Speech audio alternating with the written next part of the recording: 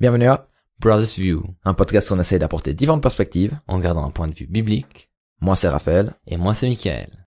Et aujourd'hui, on va parler de la thématique de la dîme. Et on va directement entrer dans le sujet avec le premier passage qui parle de la dîme dans la Bible, qui est dans Genèse 14, verset 18. Melchisédek, roi de Salem, fit apporter du pain et du vin. Il était prêtre de Dieu très haut. Il bénit Abraham en disant que Abraham soit béni par le Dieu très haut, le maître du ciel et de la terre. Béni soit le Dieu très haut qui a livré tes ennemis entre tes mains. Abraham lui donna la dîme de tout. Pour recontextualiser tout ça, Raphaël, est-ce que tu veux nous dire dans quel contexte il se situe ce texte? Alors, avec plaisir. Et juste pour dire, la dîme, ça veut dire le dixième de quelque chose. C'est le dixième de notre possession, de bétail ou de la récolte, voilà. T'as dit bétail, Raphaël? Non. on t'a déjà vendu avec des chameaux à quelqu'un? Oh là là là là. Notre bétail, notre blé, C'est dans le contexte, justement. Oui, ouais. Le passage se situe en fait entre deux points forts de la vie d'Abraham. Déjà, avant, Lot s'est fait kidnapper par des rois de ce territoire et ils ont aussi capturé d'autres villages, etc.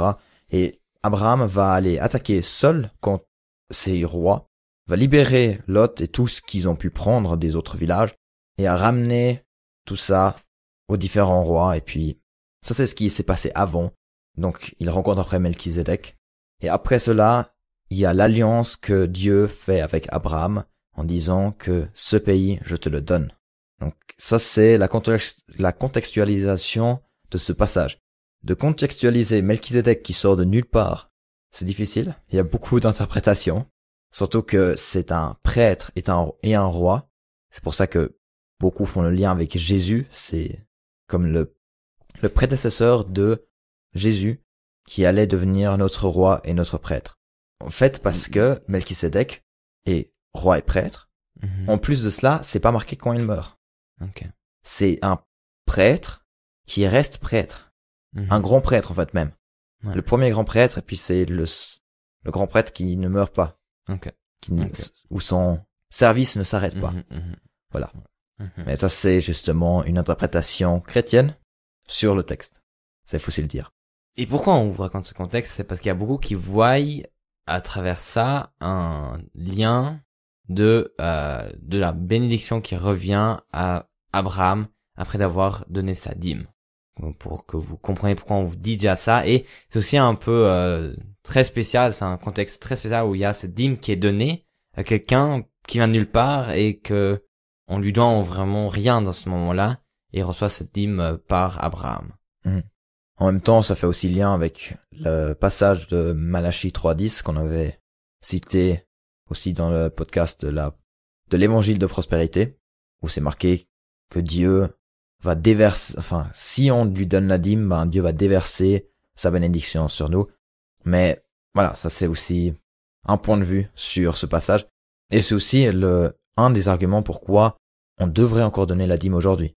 Parce que les règles de la dîme, on va aussi les lire, c'est plutôt dans la loi mosaïque.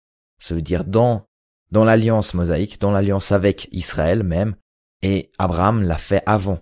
C'était avant tous ces textes de la loi qui sont sortis. C'est pour ça que certains disent il faut suivre cet exemple qui transcende en fait le temps. Et pour faire le lien, dans la loi mosaïque, il y a 3 différentes dîmes. Donc si vous pensiez que les Israélites donnaient 10%, c'est faux. Ils donnaient 23,3% parce que une dîme se fait chaque 3 ans. Ah, merci. Je me suis dit, ouais, alors comment t'expliques 23,3% si on a... Non, c'est... Ouais. Et la première, c'est dans Nombre 18-21 où c'est dit « Je donne comme possession aux Lévites toute dîme en Israël pour le service qu'ils effectuent, le service de la tente de la rencontre. » Et après, il est aussi marqué dans le verset 24 « Je donne comme possession aux Lévites toutes les dîmes que les Israélites présenteront à l'Éternel à titre de prélèvement. Voilà pourquoi je dis à leur sujet qu'ils n'auront aucune possession au milieu des des Israélites. Et là, on voit le rôle, déjà, des Lévites. C'était d'entretenir le temple, la tente de Seigneur. Et ils avaient pas de possession, comme est marqué dans le verset 24. Et que le salaire ou la possession que les Lévites avaient, c'était cette dîme. Alors, ils vivaient sur la base de cette dîme. Et qui était quelque chose d'important. Et dans ce temps-là, c'était un peu comme le salaire qu'on leur donnait pour leur travail. Exact. Alors c'était un peu une dîme de survie pour ce peuple-là. Ouais. Une nécessité. Si on donnait pas la dîme, ils pouvaient pas continuer leur devoir. En fait, tous les autres peuples travaillaient dans les champs et recevaient comme ça leur salaire et leur nourriture. Les Lévites, ils travaillaient seulement pour des aspects spirituels, on va dire, et ainsi ils n'ont pas eu de bétail, de pain, etc. C'est comme ça qu'ils survivaient, comme Michael l'a dit. Et après, il y a un deuxième passage qui a en Deutéronome 14, 22 pour cette deuxième dîme, où est dit, dans le verset 22, tu prélèveras la dîme de tout ce que produira ta semence, de ce que ton champ rapportera chaque année. Ensuite, il est marqué dans le verset 23, et tu mangeras devant l'Éternel, ton Dieu, à l'endroit qu'il choisira, pour y faire résider son nom, la dîme de ton blé, de ton vin nouveau et de ton huile, ainsi que les premiers-nés de ton gros et de ton petit bétail. Ainsi tu apprendras à toujours craindre l'Éternel, ton Dieu. Pour moi, personnellement, c'est un passage très intéressant parce que ça montre que la dîme, c'est quand même quelque chose de joyeux. Mm-hmm. Parce on peut pas choisir un endroit, mais Dieu, il nous dit, il indiquait à ce peuple un endroit pour faire résider son nom et un peu pour fêter, je veux dire, il parle de la dîme de ton blé, de ton vin, de ton huile, de ton bétail et les prémices de ton bétail, et ça montre que c'était un peu une fête qui faisait pour craindre le Seigneur et lui faire confiance dans les temps à venir. Et aussi pour apprendre à leurs enfants à craindre l'Éternel. C'était un moment où ils pouvaient expliquer, parce que c'était un moment sacré pour Dieu, expliquer qu'est-ce que Dieu a fait dans leur vie, témoigner, faire ce que Deutéronome 6 leur demande, c'est le schéma Israël, si vous ne connaissez pas la référence. Enfin, Deutéronome 6, versets 4 à 9. Dans ce passage, on réalise que c'était un moment, comme Raphaël a dit, ce moment de transmission, de culture, d'une fête, comme on peut dire la fête de la Pâque, etc., qui est plein de fêtes juives qu'il y avait dans le temps, qui étaient pour transmettre aussi la culture à la prochaine génération et de vivre ce moment ensemble. Mmh. La troisième dîme est dans Deutéronome 14, versets 28 à 29, où il est marqué « Tous les 3 ans, tu sortiras toute la dîme des produits que tu auras obtenus durant cette 3e année, et tu les déposeras dans ta ville. » Alors les Lévites qui n'a ni part ni héritage avec toi, l'étranger, l'orphelin et la veuve qui habiteront dans ta ville, viendront et ils mangeront à satiété. Ainsi l'Éternel, ton Dieu, te bénira dans tous les travaux que tu entreprendras de tes mains. Donc, pour faire simple, ils ont mis à disposition de la nourriture, du matériel pour que les pauvres qui n'ont pas tout ça peuvent l'utiliser. Et ça à chaque 3 ans. Puis on parle vraiment de toute la dîme, ça veut dire pas, il y avait pas une partie qui allait dans le temple, comme ça, c'était toute la dîme qui allait dans ce... Mais c'était une dîme supplémentaire. Oui. Donc ça fait... Oui, mais dans le sens que tu le partageais pas, ou c'était sur tous les produits. T'avais la dîme qui était prélevée, dans ce sens-là. Donc c'est une fois à 20%, une deuxième fois à 20%, la 3e année c'est 30% qu'il allait loin. Et je vais juste donner pour moi quelque chose qui m'aide à comprendre. Un exemple pratique, 30% de ton salaire, ça fait beaucoup, hein. Il y a très peu de personnes, il y a beaucoup de gens qui ne peuvent même pas avoir économisé quelquefois quand ils ont un salaire de base très bas, puis tu devrais encore donner 30%, c'est quand même un dévouement incroyable devant Dieu et dire je te fais confiance et je te donne cette dîme. Mais on va en parler après, qu'est-ce que c'est la dîme d'aujourd'hui et comment on fait ça aujourd'hui. Parce que ça parle d'Israël qui était dans le désert et après aussi dans le pays promis. Et vous avez lu très bien vous connaissez l'histoire, Israël n'a pas vraiment suivi les commandements de Dieu, donc voilà, pas toutes les dîmes ont été données. Ça on peut le dire. Et par-dessus tout cela, il y a encore l'offrande des prémices. Ça veut dire quoi ça? Les prémices, c'est les premiers de quelque chose, le premier de quelque chose. Ça veut dire, voilà, la première récolte d'un nouveau terrain que tu as acquéri. Et Dieu parle dans sa parole vivante d'aujourd'hui, dans Proverbe 3:9, honore l'Éternel avec tes biens et avec les prémices de tout ton revenu. Et dans un second verset, il est marqué, dans Nombre 15:21, vous prélèverez sur votre première fournée une offrande pour l'Éternel au fil des générations. Mais c'est là où il y a le principe de donner le premier de quelque chose, le premier de son terrain, le premier de la fournée, d'un nouveau four qu'on construit, où la première chose, la première réussite, on peut parler d'une première réussite qui est donnée comme offrande, comme remerciement au Seigneur. Donc, là, on a parlé, depuis quand on parle de la dîme, chronologiquement parlant de la Bible, qu'est-ce que il y avait comme type de dîme? En plus, il y a encore l'offrande de la prémisse, mais tout ça, c'est dans l'Ancien Testament. On est d'accord. On a déjà parlé pourquoi on devrait éventuellement faire la dîme dans la Nouvelle Alliance, avec Jésus, parce que c'est aussi dit qu'on n'est plus sous la loi, mais sous la grâce. Dans l'évangile de prospérité, le podcast, on avait dit que certains donnent par grâce, c'est-à-dire donnent par rapport à ce qu'on a dans le cœur, comme la veuve qui donne ce qui lui reste pour l'offrande, où les pharisiens après se moquent d'elle, et Jésus dit, Dieu voit le cœur. Enfin, toi, tu fais comment, toi, pratiquement, Michael? Est-ce que toi, tu donnes 10%, toujours, ou bien est-ce que tu as des exemples où les gens ont fait ça? Alors, pour moi, je paye pas tout à fait 10% sur la dîme. On va dire, je crois, c'est environ 80% des 10% que je paye chaque mois automatiquement, parce que donc 8% quoi. Ouais, 8%. Voilà, parce que je soutiens une association.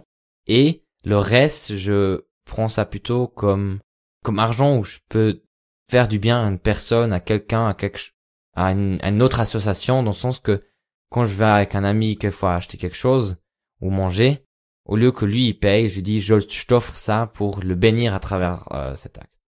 Et parce que je pense que la dîme on peut aussi le donner comme ça, et que ça ne soit pas toujours être dans l'église ou dans une association, ça peut être à une personne qui est dans la rue, ça peut être dans différentes manières, c'est surtout le côté de bénir quelqu'un avec, je pense. C'est justement la question, qu'est-ce que c'est la dîme maintenant aujourd'hui? Parce qu'on a plus de lévites qui sont, les seuls lévites qui vivent en fait de par l'église, c'est nos pasteurs. On va dire que c'est le plus proche de la dîme. Bien sûr, c'est la dîme pour fêter où on peut. La question c'est est-ce qu'on doit faire tous ces dîmes ou pas? Je pense moi-même, en tant qu'étudiant, je me dis aussi, j'ai encore d'autres choses à payer. Et du coup, ma dîme, je donne pas 10% de tout ce que je reçois. Je suis bien en dessous, en tout cas. Ouais. Selon mes comptes. Mais est-ce que c'est grave? Je pense que là, c'est surtout important qu'on dise, ouais, c'est cette attitude de cœur qui est important aussi. Moi, je pense surtout c'est un peu ce plaisir de donner, comme tu viens de dire, ce plaisir de vouloir donner et pas que à chaque centime que tu donnes, tu crains la faillite et l'endettement à côté. Et sans que tu as l'impression de devoir garder tout l'argent vers toi et donner aucun centime à quelqu'un parce que tu as peur d'être en dette. Mais on lui faisons confiance, mais Dieu, il nous demande pas de mettre en danger pour ça. Voilà, c'est ça. C'est comme on l'avait dit, justement. Mais, en tout cas, ce que ça nous amène de donner de l'argent de manière un peu plus généreuse, c'est se détacher, en fait, de ça. Ouais. Aussi. C'est de pouvoir aussi dire que c'est pas l'argent qui règne sur nous, c'est Dieu. C'est à lui qui appartient qui appartient tout honneur. Pour ceux qui se demandent, en fait, comment l'église, la première église faisait par rapport à la dîme, bibliquement, dans le Nouveau Testament, on peut dire que les apôtres, la première église à Jérusalem ont tout partagé. Voilà, c'était pour un moment, selon moi, c'est pas quelque chose qu'on doit absolument faire. Si vous vous sentez appelé à aller dans un monastère et puis après partager comme ça tout, il y a des associations qui font ça, il y a des monastères, il y a aussi Don Camino qui commence à faire un vie de monastère, mais pas sans être physiquement à un endroit. C'est assez intéressant, ils essayent de partager un peu tout, et puis chacun vit dans sa maison les mêmes choses, dans le sens que ils lisent chaque jour, ils lisent au même jour le même texte, la même heure normalement. Et c'est comme ça qu'ils amènent une vie communautaire, malgré que ce soit pas dans un cloître. Et en sortant un peu de la Bible, on a le texte le texte didaché pour certains, ce qui veut dire en fait l'enseignement des 12 apôtres, l'enseignement des 12. C'est un texte qui a été assez aimé dans la première église, l'église jeune, mais qui n'a pas été accepté dans le canon biblique. On ne sait pas vraiment pourquoi. Éventuellement, c'était juste tellement aimé et tellement connu que c'était common knowledge, enfin du savoir commun, Savoir-vivre. du savoir vivre presque, ouais. Il y a des textes gratuits sur internet, vous pouvez aller le lire. Je mettrai aussi un lien dans la description. Il est pas énorme, mais par exemple, c'est marqué par rapport à l'aumône qu'on donne aux pauvres, c'est dans chapitre 1 verset 12, c'est marqué, mais à ce sujet aussi, il a été dit que ton aumône transpire dans tes mains jusqu'à ce que tu saches à qui tu donnes. Je trouve que c'est assez intéressant de dire, ça reprend en fait le texte que Jésus dit, si tu donnes quelque chose, ne fasse pas que ta main gauche sache ce que ta main droite donne. Ouais. Et là, ils disent en fait, mais même, garde cet argent avant de donner juste comme ça. Et oui. est-ce qu'on pourrait ajouter, je sais pas, il y a un passage, je connais pas actuellement directement comme ça le passage, mais où il y a Pierre qui parle aussi de quelqu'un qui annonce l'évangile devrait vivre par ça. Ça veut dire qu'il devrait vivre par des dons. Non. Non? Non, c'est exactement le contraire. Paul, c'était un des prophètes, si on parle de prophète pour proclamer la parole, des apôtres, qui ne voulait pas du tout d'avoir d'argent. Il a fait tout pour ne pas recevoir de l'argent des communes, sauf ceux du Philippiens, je crois. En tout cas, il a une église qu'il aime bien et puis qu'il accepte les dons qu'il lui donne, mais sinon tous les restes, il veut travailler pour être en tant que bénédiction. Il était faiseur de tentes. C'est aussi pour ça qu'il y a des missionnaires qui sont faiseurs de tentes ou bien qui apprennent des petits boulots pour qu'ils puissent eux-mêmes se financer pour annoncer l'évangile. Ouais. Mais les autres apôtres étaient quand même payés par ces subventions, oui. On peut dire. En tout cas, Paul a ramassé de l'argent pour Jérusalem. Parce que Jérusalem était en besoin. Ça, il ramassait aussi de l'argent pour des peuples ou pour des c'est des villes, églises. C'est des églises qui sont en besoin. Ouais. Un deuxième passage dans Didac qui parle aussi de donner justement à ceux qui ont besoin, c'est dans chapitre 4, verset 5. Tu ne détourneras pas de celui qui est dans le besoin, mais tu auras tout en commun avec ton frère, et tu ne diras pas que cela t'appartient en propre. En effet, si vous participez en commun à ce qui est immortel, combien de plus aux choses périssables. Là, ça rejoint un peu aussi l'église qui veut vivre tout en commun. Voilà, nous on est dans un autre contexte, mais ça montre aussi qu'ils avaient cette envie de donner. Si vous voulez dire non, on est en dehors de la loi, quand même pour les prémices, dans chapitre 13, verset 2, tu prendras donc toutes les prémices de ton pressoir et de ton aire, de tes bœufs et de tes brebis, pour les donner aux prophètes, car ce sont eux qui sont vos grands prêtres. Ça fait lien avec justement Melchizedek et les Lévites. Mais si vous n'avez pas de prophète, donnez-les aux pauvres. Si tu fais un pain, prends-en les prémices et donne-les selon le commandement. Et ça fait directement le lien avec le pain, la première fournée. Voilà.